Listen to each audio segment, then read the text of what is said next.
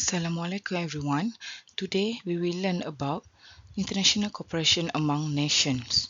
This lecture introduces the topic of international cooperation among nations.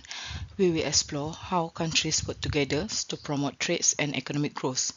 This topic is important in understanding global business environment. It also explains how international agreements shape global markets. In this lecture, we will examine the role of GATT and WTO in global trade. We will also compare different forms of economic integration.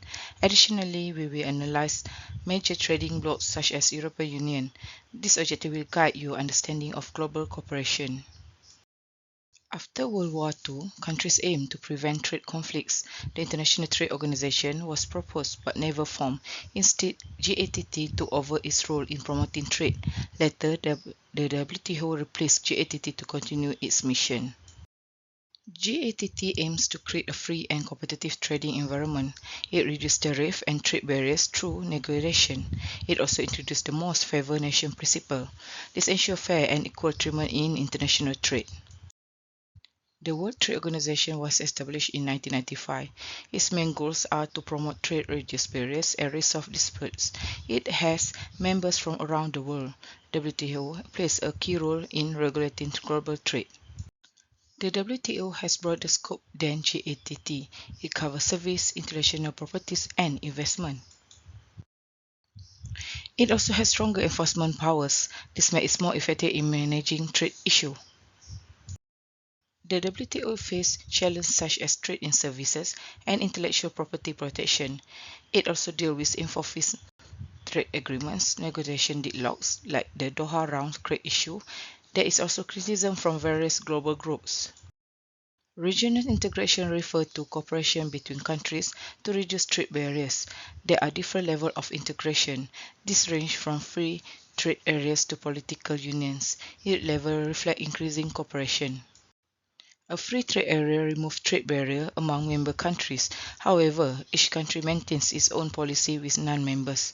This can lead to trade deflection. Rules of origin help solve this issue. A custom union removes internal trade barriers. It also adopts a common internal trade policy. This reduces trade deflection problems. It creates more uniform trade rules. A common market allows free movement of goods and services. It also allows movement of labor and capital. This increases economic efficiency. It promotes deeper integration among members. An economic union represents a high level of integration. Members share policies and remove trade barriers. They also coordinate economic strategies. This creates a unified economic system. A political union is the highest level of integration. Countries combine both economic and political systems. They act as a single nation. This level is very rare. Economic integration creates opportunity for business. It opens market and reduces costs. However, it also increases competition. Less efficient firms may struggle. The European Union is one of the largest trading blocs. It has a large population and strong economy. It promotes cooperation among European countries. It plays a major role in global trade. History of EU. The EU started with the Treaty of Rome in 1957. It evolved from the European Economic Community. Over time, more countries joined. It became the EU after the Maastricht Treaty. The EU operates as both intergovernmental and supranational. Member states share some authority. Several institutions manage its function. This ensures governance and policy implementation. The European Council includes leaders of member states. It sets the EU overall direction. Meetings are held regularly. Decisions are often based on consensus. This council represents members' government. It is a key decision-making body. Decisions may require majority or unanimous voting. It plays a central legislative role. The Commission proposes and implements policies. It protects the interests of the EU. Members act independently from their home countries. It manages daily operations. The Parliament represents EU citizens. Members are elected by the public. It has gained more power over time. It contributes to law-making. This court interprets EU laws. It ensures compliance among members. It resolves legal disputes. It maintains legal consistency. EU law are created through cooperation between institutions. The Parliament and Council work together. This is called the co-decision process. It ensures balanced decision making. Creating a common market requires harmonization of law. Mutual recognition helps speed up integration. The Single European Act supports this process. It improves economic cooperation. The Maastricht Treaty expanded EU integration. It introduced the euro currency. Later, treaties improved governance. This change strengthens the EU.